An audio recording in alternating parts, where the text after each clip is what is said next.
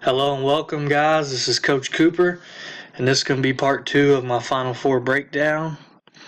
In this breakdown, I'm going to be talking to you about the Texas Tech Raiders versus the Michigan State Spartans. Michigan State coming out of the East region, and Texas Tech coming out of the West region. Texas Tech to get here beat Northern Kentucky, Buffalo, Michigan, and Gonzaga. Let's talk about that a little bit. Their game against Northern Kentucky. Northern Kentucky's a very well coached team. They had a really good run this season. I watched the first part of that game, and you could find some clips of that game as far as sets go on my Twitter. I was actually covering that game for Fast Model Sports, so I got to watch all of that game. They started to stretch it out there in the second half and won pretty comfortably. Once again in the second round, it was never really in question. They were able to handle Buffalo, a really, really good Buffalo team at that. Excuse me. And in the next round, same sort of thing. They were able to control the game defensively against Michigan. Michigan just could not get going offensively. Texas Tech is a really good, disciplined defensive team. I think they lead the country in defensive efficiency, and I think overall they are the number one defensive team in the country by stats. So I have to double check on that, but I'm pretty sure that is correct. And in that Michigan game, and mostly all their games, they're able to really disrupt people, and it really helps. You know, a lot of people forget to understand that most great defensive teams have rim protection, because it's really, really difficult to guard the ball. It is really difficult to guard the ball, and this team is very good at it. Virginia is really good at it, but at the end of the day, at least, I don't know, 5 to 8 times a game you're going to get beat, and it helps to have a Tariq Owens in the middle, which they have. They're averaging 5 blocks a game, and I believe he averages 3 of those, which is a very, very high number for college basketball. So it definitely helps to have a rim protector like that in the paint, so when you do get beat, and that allows you to pressure off ball more because you're not so worried about getting back cut. It allows you to pressure the ball more because you're not worried about getting beat as much because you got that rim protection. Okay, now we'll go through Michigan State's run to get to the Final Four here. They beat Bradley, Minnesota, LSU, and Duke. Did not see the Bradley game. I did see the Minnesota game. They were able to handle that game pretty well. Minnesota really struggled offensively to get anything going, especially from the arc. If you watched Minnesota's opening game against Louisville, man, they broke a lot of tendencies in that game. They really were shooting it well from the arc. Did not carry over to the Michigan State game. Michigan State won that game by 20. They then played LSU, and you know that game was closer than that score indicated, in my opinion. They won by 17, put up 80 points, gave up 63. They didn't really pull away till that mid-second half there. They were really able to. I think the difference in that game was just getting out in transition. That's something that people they don't realize. I won't say all people, but some people do not realize how good Michigan State is in transition. You know, when you think of transition, you think of Carolina, maybe Iowa State, Auburn, teams like that. But Michigan State's right up there as far as very, very efficient in transition. Even after a make, they got a guy running to the rim at all times. And even in the Duke game, they were able to get probably 4 to 6 points off of rim runs and pass aheads, and them ended up winning by 1. You know, that stuff is big. When you get 4 to 6 easy points in a game like that, whether it be in transition or off turnovers, you know, that can really help propel you to a win, especially in a close game like that. Obviously, after the LSU game, they played Duke in a really good game. They were able to hold a lead most of the first half. Second half, the lead changes started to get crazy. It was a really, really good game. for them to be able to hold Duke to 67 points is beyond impressive. And, give Coach Izzo and his staff a lot of credit. They were able to really disrupt Zion Williamson's post catches. They were very, very physical with him. I thought that the officials let it go a little too much as far as physicality on Zion. But shout out to Michigan State. That's a great game plan. They put some bigs on him. They put Nick Ward on him a lot, and no matter how big or powerful you are, that's going to wear on you. And I thought that all that physicality added up against Zion, and he looked really gassed at the end of the game. That being said, it was still a close game. Duke held a 3-point lead with a minute to go, and Michigan State was able to hang in there, and ended up being Kenny Goins hitting a big shot to when they were down 1 to put them up 2. And we'll go through that. One of those actions that led to that score. We'll go through that here in a minute on that. So Michigan State team stats, they're averaging 78 points a game. They're giving up 61. In their last 5, they're averaging 72. So in their last 5 games, they're averaging 6 less points than they've averaged on the season. They're giving up 61 points on the season as well as in their last 5. So that stat has held true in the tournament. They're led by Cassius Winston. He's averaging 19 points a game, 8 assists. And they're really balanced. They have 4 guys that are averaging double figures. And then their 5th guy's averaging 8 points a game, 6 rebounds a game, 2.5 assists. So that's a lot of balance. That is very tough to game plan for, and that means that they can beat you in multiple ways. It definitely starts with Cassius Winston, but they're able to get points in different ways, even though he does assist 8 times a game. So it definitely starts with Cassius on that front.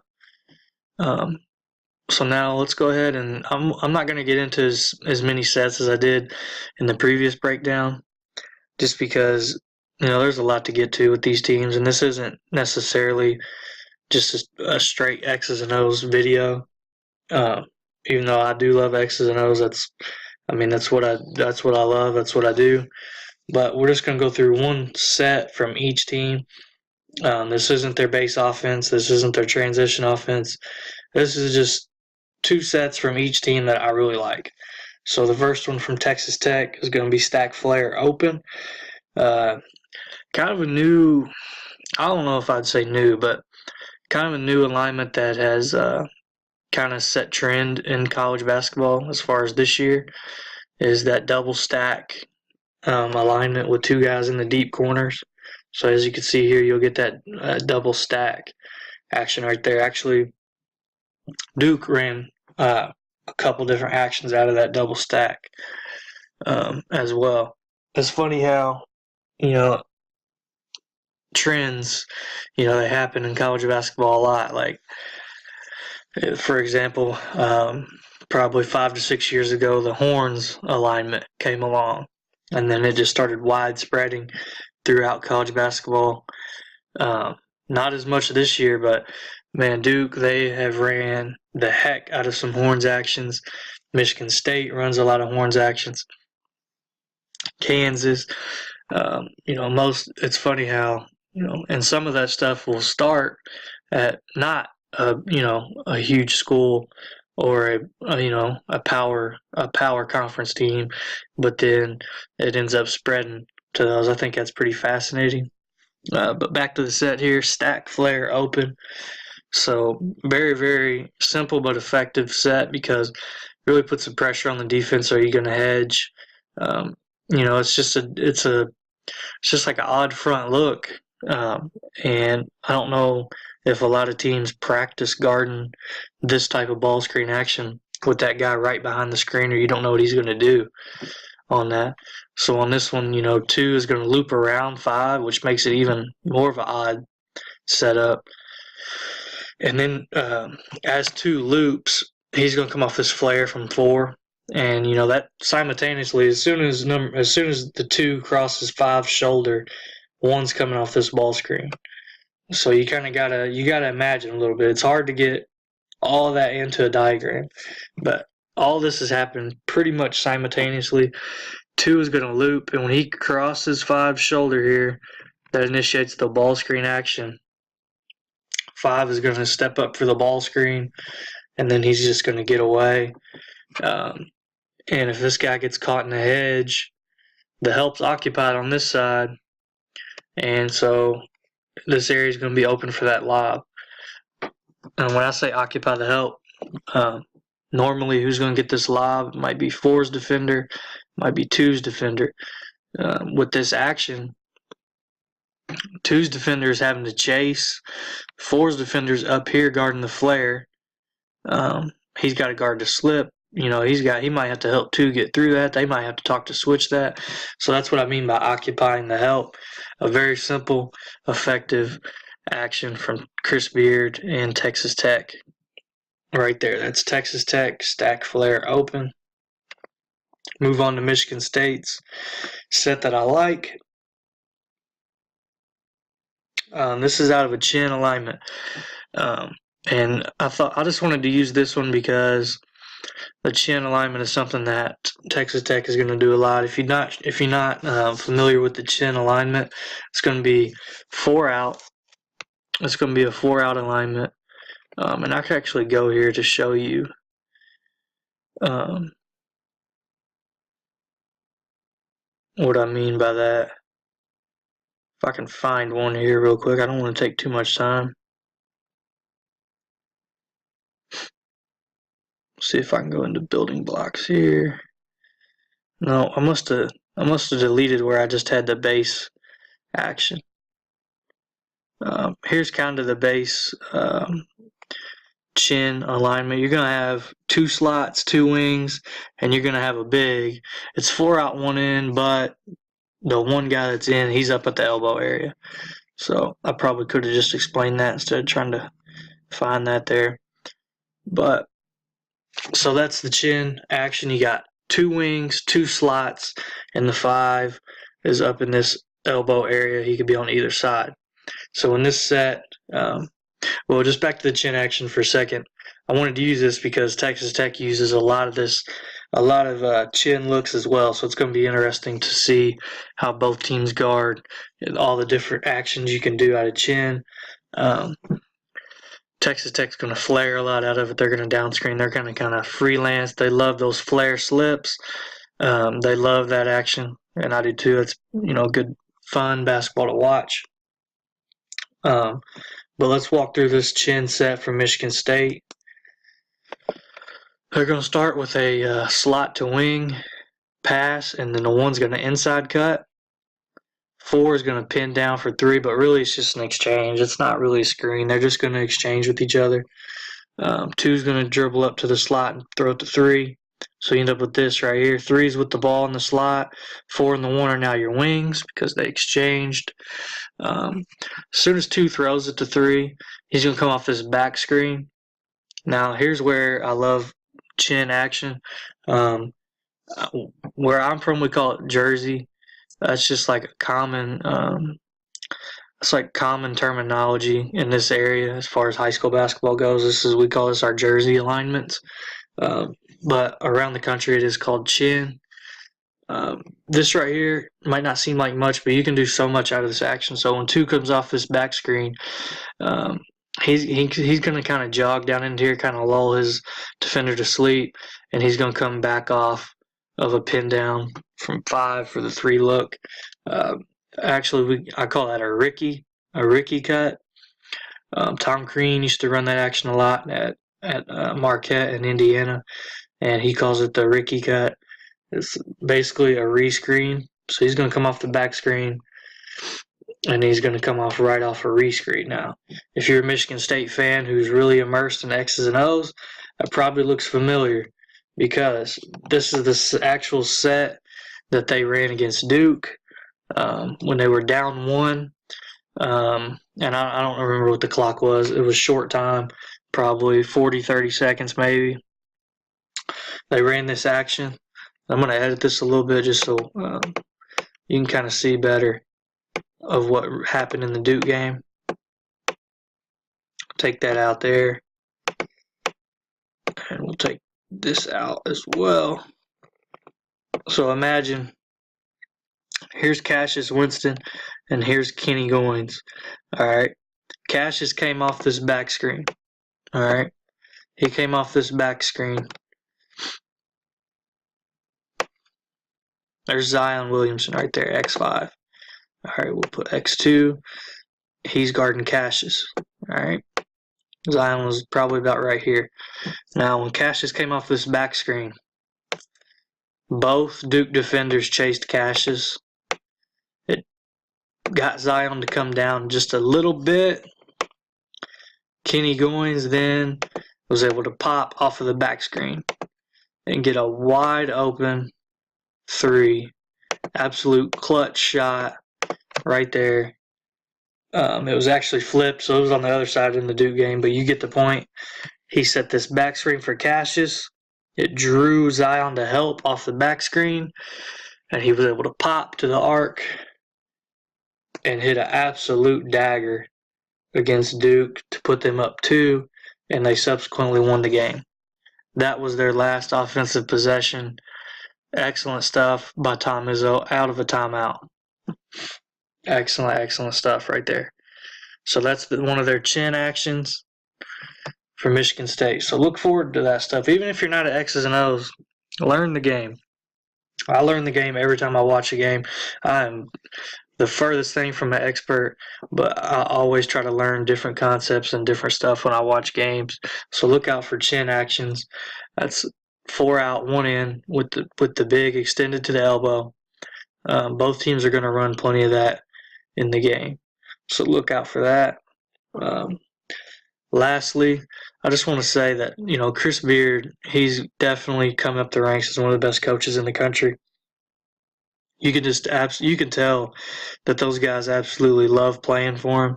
They're definitely passionate playing out there. I think that directly comes from Coach Beard. He's an excellent coach. Definitely somebody that you can learn from by just watching. You don't have to know him personally to know and just to see his passion every time they play. It's really been fun to watch. Even the last 2 years, I've been watching them a lot. And they're fun to watch. They guard their butts off, and they're pretty efficient offensively. He really gives them freedom, and that kind of basketball is fun to watch for me. Obviously, Tom Izzo and his staff, one of the top staffs in the country. I'm not taking anything away from Chris Beard's staff. I'm just not familiar with his staff as much as I am Michigan State's. Obviously, Dane Fife is his top assistant. Excellent job. He will make a great head coach eventually. The reason I know of Dane Fife, I do not know him personally, is because I am from Indiana, and he played at the University of Indiana as a kid. I watched him play at Indiana for 4 years. Great player there.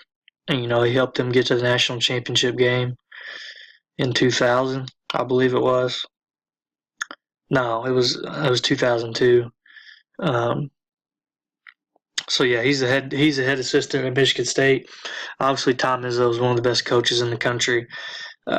Very rarely is Tom Izzo going to get out-coached, and I do think in this tournament he has out-coached some very good coaches, including Duke, and that's not throwing any shade at Coach K. Anybody that knows me personally knows the amount of respect I have for Coach K, but there was some things that Michigan State was able to take away from Duke down the stretch in that game that I think, helped them prevail. So it's definitely going to be a good matchup. Two teams that are very disciplined on both ends. My prediction is I am going to have to go with Michigan State to win this game. Couple reasons why. Main reason, I think they just have more balance. Earlier I talked about Jarrett Culver, amazing player, going to be a good NBA player as well. He leads them in points per game, rebounds per game, and assists per game. That's a lot on one guy. It's amazing that he's been able to carry him this far.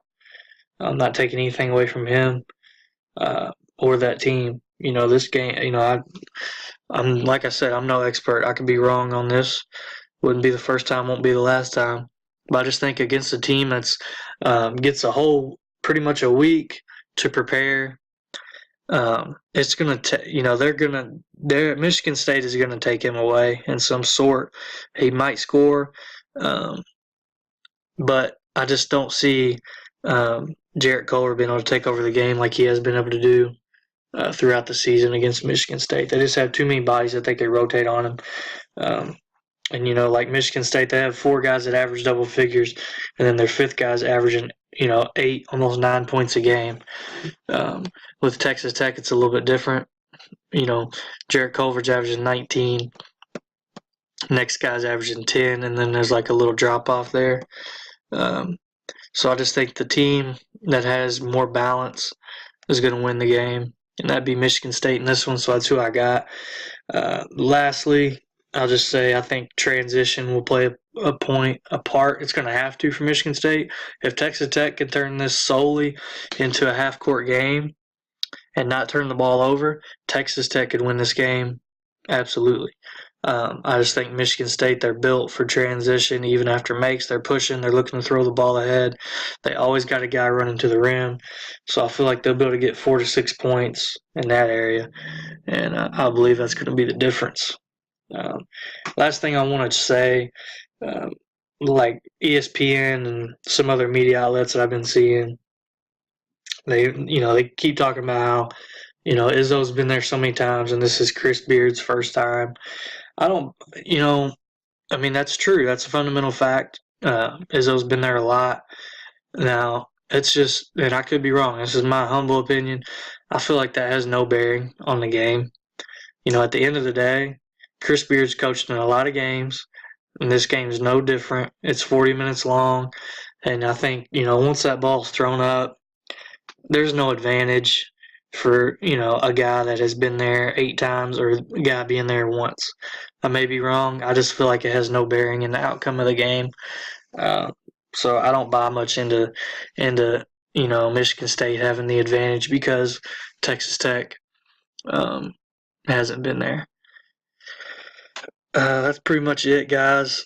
Definitely leave your comments. I want to hear your guys' predictions in the comments. Let me know.